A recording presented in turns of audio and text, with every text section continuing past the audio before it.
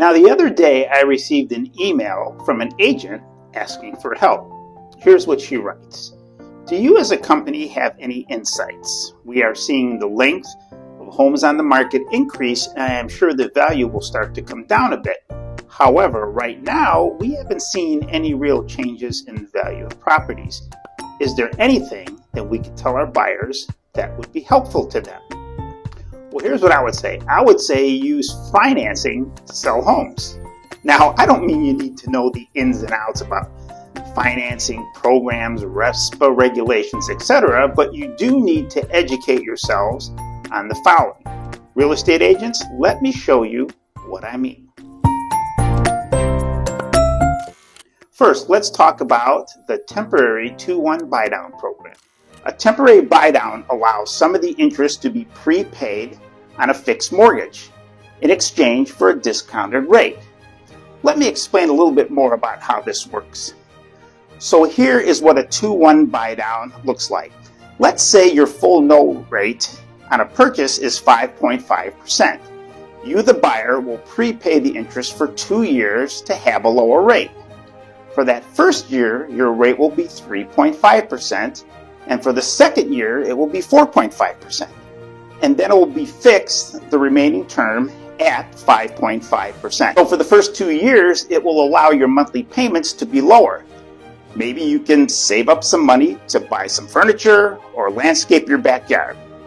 There is also a seller-funded option as well, where the seller provides the funds used to decrease the buyer's monthly mortgage payment. Now, that's great news for the buyer, but what about the seller and what about the real estate agents involved? How does a 2-1 buydown help them? Well, the seller and their listing agent can now avoid a price reduction, which means more of a net proceeds to the seller. Plus, this will also attract more buyers to the market as well because they're going to feel more comfortable entering the home buying market because now they have an option to offset the higher purchase prices and the rising interest rates.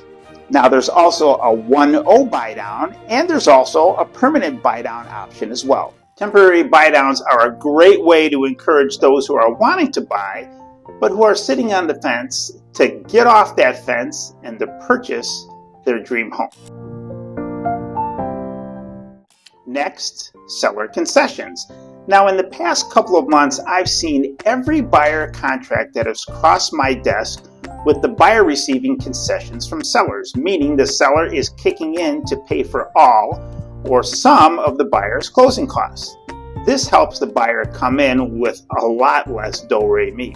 Now, buyers can get up to 6% concessions on FHA loans and 4% on VA loan programs, and anywhere from 3 to 9% on conventional loan programs, really depending on how much money they put down as a down payment. Now, receiving concessions from a seller could be a whole lot better than the seller having to lower their list price. What about down payment assistance? Along with seller concessions, there is down payment assistance programs. These are government programs where they can give you anywhere from 1 to 5% assistance or more toward the down payment.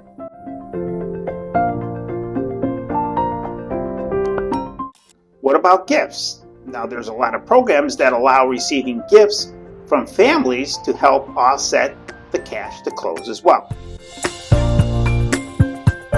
And then there's also lender credits, and it's not that unusual for even a lender to give you credit toward your closing costs as well. Hey, it never hurts to ask me. So as you can see, there's a number of things a lender can do to not only give your buyer a smaller monthly payment, but not having to come in with as much money at closing as well. Now, if you'd like for me to send you a free temporary buydown calculator, or you'd like more information on down payment assistance programs or any other program that we talked about, all you need to do is go to the description section of this video, click on the link, and we'll send that to you right away. And please don't forget to like, share, and subscribe to my YouTube channel.